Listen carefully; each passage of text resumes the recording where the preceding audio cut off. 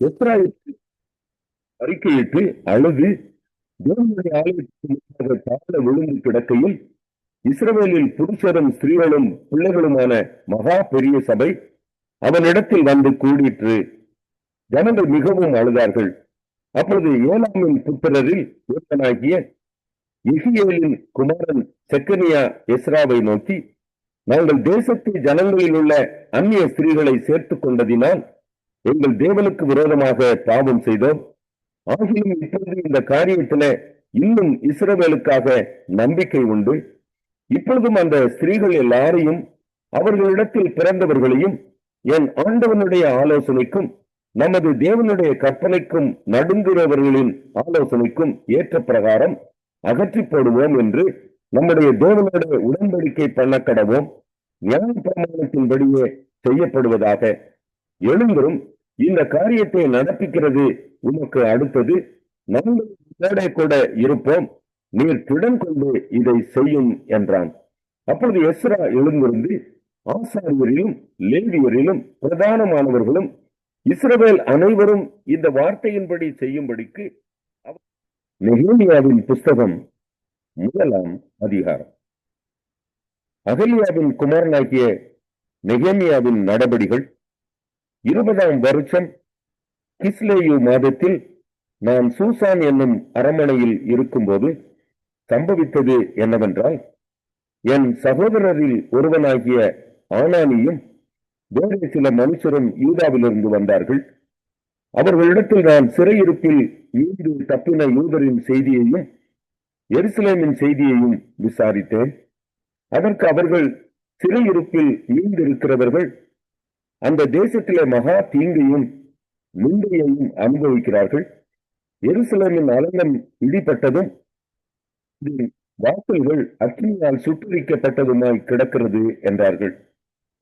இந்த வார்த்தைகளை கேட்டபோது நான் உட்கார்ந்து அழுது சில நாளாய் துக்கித்து உபவாசித்து மன்றாடி பரலோகத்தின் தேவனை நோக்கி, பரலோகத்தின் தேவனாகிய கர்த்தாவே, அன்பு கூர்ந்து கற்பனைகளை கை கொள்ளுகிறவர்களுக்கு உடன்படிக்கையையும் கிருபையையும் காக்கிற மகிழ்ச்சியும் பயங்கரமான தேவனுக்கு அடியாகிய இஸ்ரவேல் புத்திரருக்காக இன்று இரவும் பகலும் உனக்கு மன்றாடி, இஸ்ரவேல் புத்திரராகிய நாங்கள் உனக்கு விரோதமாக செய்த பாவங்களை அறிக்கையிடுகிற அடியனுடைய ஜெபத்தை கேட்கிறதற்கு உங்களுடைய செவி கவனித்தும் உங்களுடைய கண்கள் திறந்தும் இருப்பதாக. நானும் என் தகப்பின் வீட்டாரும் பாவம் செய்தோம். நாங்கள் மிகவும் கெட்டவர்களாய் நடந்தோம். நீங்களுடைய தாசனாகிய மோசேக்கு கற்பித்த கற்பனைகளையும் கட்டளைகளையும் நியாயங்களையும் கை கொள்ளாதே போனோம். நீங்கள் கட்டளைகளை மீறினால் நான் உங்களை ஜாதிக்குள்ளே சிதறடிப்போம் என்றும், நீங்கள் கற்பனைகளை கை கொண்டு அவர்களின்படி செய்வீர்களானால் தள்ளி கிடையாலும் நான் ஸ்தலத்துக்கு அவர்களை கொண்டு வருவேன் என்றும், தாசனாகிய மோசேக்கு கட்டளையிட்ட வார்த்தையை நினைத்தருளும். தேவரீர் உமது மகா வல்லமையினாலும் பலத்த கரத்தினாலும் மீட்டுக் கொண்ட அடியாரும் ஜனங்களும் இவர்கள் தானே. உமது அடியானின் ஜெபத்தையும் உமது நாமத்துக்கு பயப்பட வேண்டும் என்று விரும்புகிற உமது அடியாரின் ஜெபத்தையும் உமது செவிகள் கவனித்திருப்பதாக. இன்றைக்கு உமது அடியானுக்கு காரியத்தை கைகூடி வரப்பண்ணி இந்த மனுஷனுக்கு முன்பாக எனக்கு இரக்கம் கிடைக்க பண்ணியருளும் என்று பிரார்த்தித்தேன். நெகேமியா 2ஆம் அதிகாரம். அர்தசஷ்டா ராஜாவின் 20ஆம் வருஷம் நிசான் மாதத்திலே திராட்சரசம் ராஜாவுக்கு முன்பாக வைத்திருக்கையில் நான் அதை எடுத்து அவருக்கு கொடுத்தேன். நான் முன் ஒருபோதும் அவர் சமூகத்தில் துக்கமாய் இருந்ததில்லை. அப்பொழுது ராஜா என்னை பார்த்து, நீ துக்கமாய் இருக்கிறது என்ன? உனக்கு வியாதி இல்லையே, இது மனதின் துக்கமே அல்ல என்றார். அப்பொழுது நான் மிகவும் பயந்து ராஜாவை நோக்கி, ராஜா என்றைக்கும் வாழ்க, என் பிதாக்களின் கல்லறைகள் இருக்கும் ஸ்தலமாகிய நகரம் பாழானதும் அதன் வாசல்கள் அக்கினியால் சுட்டரிக்கப்பட்டதுமாய் கிடக்கும் போது நான் துக்க முகத்தோடு இராதிருப்பது எப்படி என்றேன். அப்பொழுது ராஜா என்னை பார்த்து, நீ கேட்கிற காரியம் என்ன என்றார். அப்பொழுது நான் பரலோகத்தின் தேவனை நோக்கி ஜெபம் பண்ணி ராஜாவை பார்த்து, ராஜாவுக்கு சித்தமாயிருந்து அடியனுக்கு உமது சமூகத்தில் தயை கிடைத்ததானால் என் பிதாக்களின் கல்லறைகள் இருக்கும் பட்டணத்தை கட்டும்படி யூதா தேசத்துக்கு நீர் என்னை அனுப்ப வேண்டிக் கொள்கிறேன் என்றேன். அப்பொழுது ராஜஸ்திரியும் பக்கத்தில் உட்கார்ந்திருந்தாள். ராஜா என்னை பார்த்து, உன் பிரயாணம் எத்தனை நாள் செல்லும்? நீ எப்பொழுது திரும்பி வருவாய் என்று கேட்டார். இவ்வளவு காலம் செல்லும் என்று நான் ராஜாவுக்கு சொன்னபோது என்னை அனுப்ப அவருக்கு சித்தமாயிற்று. பின்னும் நான் ராஜாவை பார்த்து, ராஜாவுக்கு சித்தமாயிருந்தால் நான் யூதா தேசத்துக்கு போய் சேரும் மட்டும் நதிக்கு அப்புறத்தில் இருக்கிற தேசாதிபதிகள் என்னை வழிவிட்டு அனுப்பும்படிக்கு அவர்களுக்கு கடிதங்கள் கொடுக்கும்படிக்கும் தேவாலயத்துக்கு இருக்கிற அரணின் கதவு வேலைக்கும் நகர அலங்கத்தின் வேலைக்கும் நான் வீட்டில் மரங்களை ராஜாவின் வழக்காளராகிய ஆசாப் எனக்கு கொடுக்கும்படிக்கும் அவனுக்கு ஒரு கடிதம் கட்டளையிடப்படுவதாக என்றேன். என் தேவனுடைய தயவுள்ள கரம் என்று இருந்தபடியால் ராஜா அவைகளை எனக்கு கட்டளையிட்டார். அப்படி நான் நதிக்கு அப்புறத்தில் இருக்கிற தேசாதிபதிகளிடத்துக்கு வந்து ராஜாவின் கடிதங்களை அவர்களுக்கு கொடுத்தேன். ராஜா என்னோடு கூட ராணுவ சேர்வைக்காரரையும் குதிரை வீரரையும் அனுப்பியிருந்தார். இதை சன்பலாத்தும் அம்மான துபியா என்னும் ஊழியக்காரனும் கேட்டபோது விசாரிக்க ஒருவன் வந்தான் என்பது அவர்களுக்கு மிகவும் விசனமாயிருந்தது. நான் எருசலேமுக்கு வந்து அங்கே 3 நாள் இருந்த பின்பு நான் சில மனுஷரை கூட்டிக் கொண்டு ராத்திரியில் எழுந்து நகர சோதனை செய்தேன். ஆனாலும் எருசலேமுக்காக செய்யும்படி என் தேவன் என் மனதில் வைத்ததை நான் ஒருவருக்கும் அறிவிக்கவில்லை. நான் ஏறிப்போன மிருகமே அல்லாமல் வேறொரு மிருகமும் என்னோடு இருந்ததில்லை. வாசல் வழியாய் புறப்பட்டு வலு சர்ப்ப துறவை கடந்து குப்பை மேட்டு வாசலுக்கு வந்து எருசலேமில் இடிந்து போன அலங்கத்தையும் அக்கினியால் சுட்டரிக்கப்பட்ட அதன் வாசல்களையும் பார்வையிட்டேன். அவ்விடத்தை விட்டு ஊரின் வாசல் அண்டைக்கும் ராஜாவின் அங்கே நடந்து போகிறதற்கு வழி இல்லாதிருந்தது. அந்த ராத்திரியிலே நான் ஆத்தோரமாய் போய் அலங்கத்தை பார்த்துவிட்டு திரும்பி பள்ளத்தாக்கின் வாசல் வழியாய் வந்துவிட்டேன். நான் போனதும் நான் செய்ததும் அதிகாரிகள் ஒருவருக்கும் தெரியாது. அது வரையிலும் நான் இவர்களுக்காகிலும் அதிகாரிகளுக்காகிலும் மற்றவர்களுக்காகியும் ஒன்றும் அறிவிக்கவில்லை. பின்பு நான் அவர்களை நோக்கி எருசலேம் பாழாய் இருக்கிறதையும் அந்த வாசல்கள் அக்கினியால் சுட்டரிக்கப்பட்டு கிடக்கிறதையும் நான் இருக்கிற சிறுமையையும் பார்க்கிறீர்களே. நான் இனி இன்றைக்குள்ளாய் இராதபடிக்கு எருசலேமின் அலங்கத்தை கட்டுவோம் வாருங்கள் என்று சொல்லி என் தேவனுடைய கரம் நன்மையாக இருக்கிறதையும் ராஜா என்னுடைய சொன்ன வார்த்தைகளையும் அவர்களுக்கு அறிவித்தேன். அவர்கள் எழுந்து கட்டுவோம் வாருங்கள் என்று சொல்லி அந்த நல்ல வேலைக்கு தங்கள் கைகளை திடப்படுத்தினார்கள். சன்பலாத்தும் தொபியா என்னும் ஊழியக்காரனும் கேசவனும் இதை கேட்டபோது எங்களை பரியாசம் பண்ணி எங்களை நிந்தித்து, நீங்கள் செய்கிற இந்த காரியம் என்ன? நீங்கள் ராஜாவுக்கு விரோதமாக களம் பண்ண போகிறீர்களோ என்றார்கள். அதற்கு நான் மறுமொழியாக, எங்களுக்கு காரியத்தை கைகூடி வர பண்ணுவார், அவருடைய ஊழியக்காரராகிய நாங்கள் எழுந்து கட்டுவோம். உங்களுக்கு எருசலேமிலே இல்லை, சத்தியமும் இல்லை, உங்கள் பேர் விளங்க ஒன்று. ஓசியா 12ஆம் அதிகாரம். எப்ராஹிம் காற்றை மேய்ந்து கொண்டல் காற்றை பின்தொடர்கிறான். அவன் நாள்தோறும் பொய்யையும் கேட்டையும் வர்த்திக்க பண்ணி அசீரியரோடு உடன்படிக்கை பண்ணுகிறான். எகிப்துக்கு எண்ணெய் கொண்டு போகப்படுகிறது. யூதாவோடும் கர்த்தருக்கு வழக்கு இருக்கிறது. அவர் யாக்கோபை அவன் வழிகளுக்கு தக்கதாக விசாரிக்க போகிறார். அவன் கிரியைகளுக்கு தக்கதாக அவனுக்கு நீதியை சரி கட்டுவார். அவன் தாயின் கற்பத்திலே தன் சகோதரனுடைய குதிகாலை பிடித்தான். தன் பலத்தினால் தேவனோட போராடினான். அவன் தூதனானவரோட போராடி மேற்கொண்டான். அழுது அவரை நோக்கி கெஞ்சினான். பெத்தேலிலே அவர் அவனை கண்டு சந்தித்து அவ்விடத்திலும் நம்மோட பேசினார். கர்த்தராகிய அவர் சேனைகளின் தேவன், யெகோவா என்பது அவருடைய நாம சங்கீர்த்தனம். இப்போதும் நீ உன் தேவனிடத்தில் திரும்பு, தயவையும் நியாயத்தையும் கைக்கொண்டு இடைவிடாமல் உன் தேவனை நம்பிக்கொண்டிரு. அவன் வியாபாரி, கள்ளத்தராசு அவன் கையில் இருக்கிறது. அநியாயம் செய்ய விரும்புகிறான்.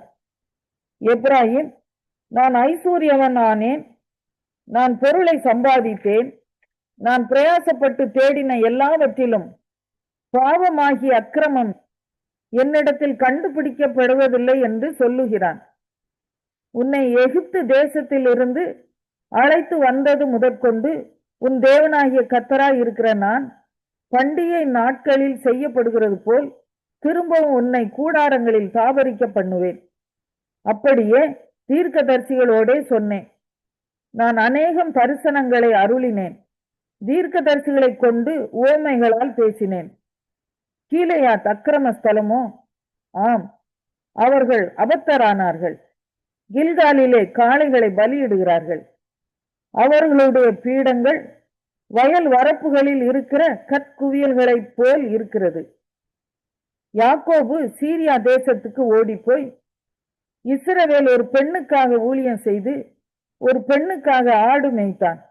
கர்த்தர் ஒரு தீர்க்கதரிசியை கொண்டு இஸ்ரவேலை எகிப்திலிருந்து புறப்பட பண்ணினார். தீர்க்கதரிசியினால் காக்கப்பட்டான்.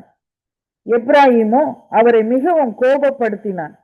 ஆகையால் அவனுடைய ஆண்டவர் அவனுடைய இரத்த பழிகளை அவன் மேல் சுமத்தி அவன் செய்த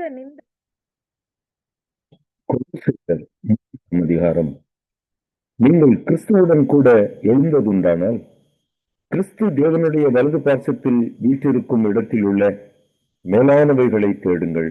பூமியில் உள்ளவைகள் அல்ல, மேலானவைகளையே நாடுங்கள். ஏனென்றால் நீங்கள் மரித்தீர்கள், உங்கள் ஜீவன் கிறிஸ்துவுடனே கூட தேவனுக்குள் மறைந்திருக்கிறது.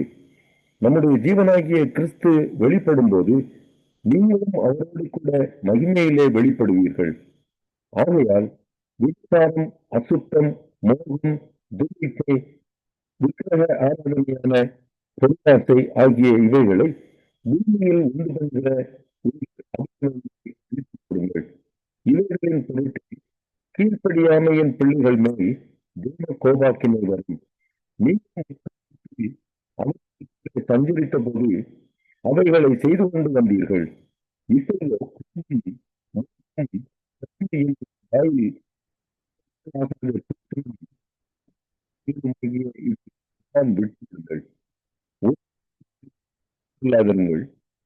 மனுஷனையும் அவன் செய்கைகளையும் களைந்து போட்டு தன்னை சிருஷ்டித்தவருடைய சாயலுக்குப்பாய் பூர்ண அறிவடையும்படி புதிதாக்கப்பட்ட புதிய மனுஷனை தரித்துக் கொண்டிருக்கிறீர்களே.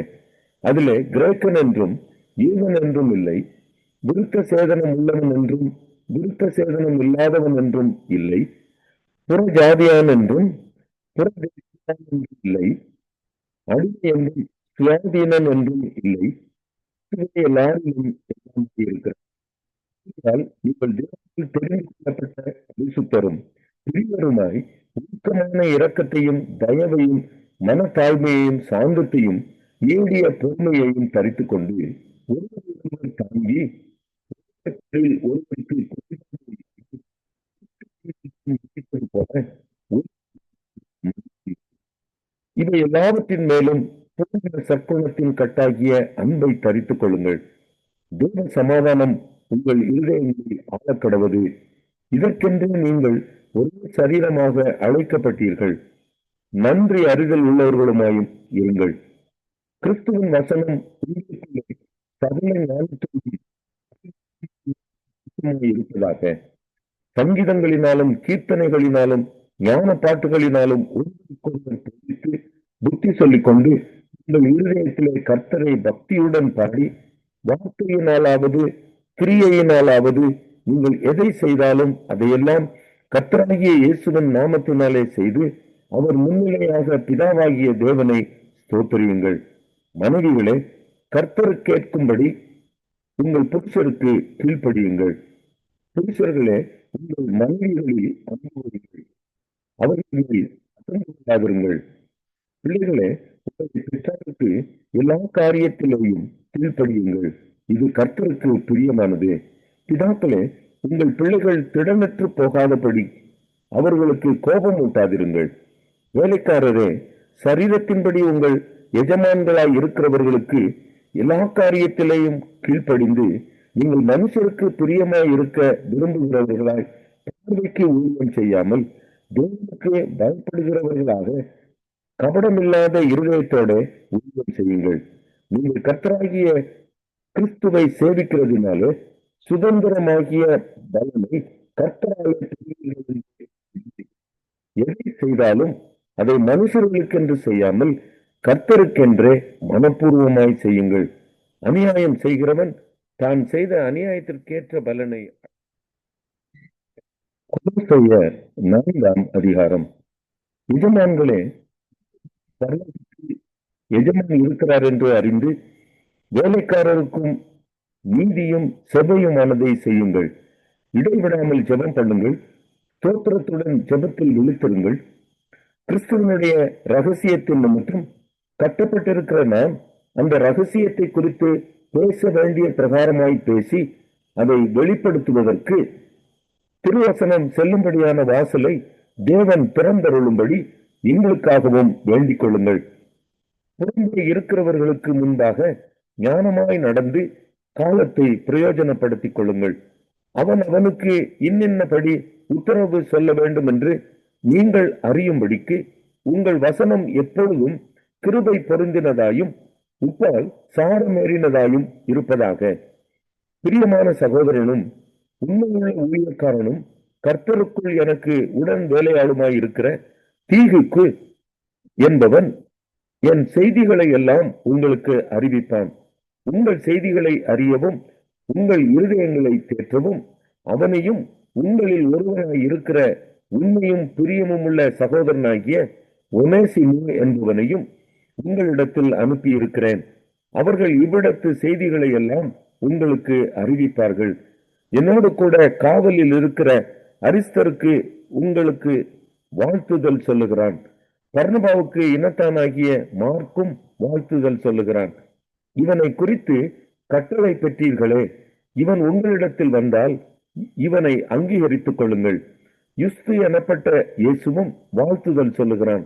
விருத்த சேதனம் உள்ளவர்களில் இவர்கள் மாத்திரம் தேவனுடைய ராஜ்யத்தின் பொருட்டு என் உடன் வேலையாட்களாயிருந்து எனக்கு ஆறுதல் செய்து வந்தவர்கள். எப்பாப்பிராவும் உங்களுக்கு வாழ்த்துதல் சொல்லுகிறான்.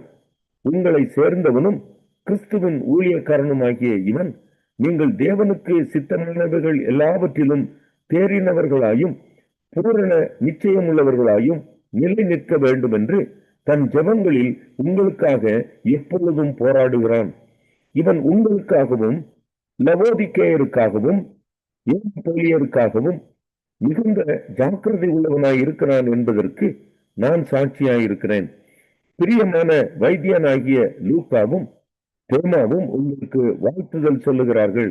லவோதிக்கேயாவில் இருக்கிற சகோதரரையும் நிம்பாவையும் அவன் வீட்டில் கூடுகிற சபையையும் வாழ்த்துங்கள். இந்த நிருபம் உங்களிடத்தில் வாசிக்கப்பட்ட பின்பு இது லவோதிக்கேயா சபையிலும் வாசிக்கப்படும்படி செய்யுங்கள். லவோதிக்கேயாவிலிருந்து வரும் நிருபத்தை நீங்களும் வாசியுங்கள். அர்க்கிப்பை கண்டு நீ கர்த்தரிடத்தில் பெற்ற ஊழியத்தை நிறைவேற்றும்படி கவனமாய் இருப்பாயாக என்று சொல்லுங்கள். பவுலாகிய நான் என் கையினால் எழுதி உங்களை வாழ்த்துகிறேன். நான் கட்டப்பட்டிருக்கிறதை நினைத்துக் கொள்ளுங்கள்.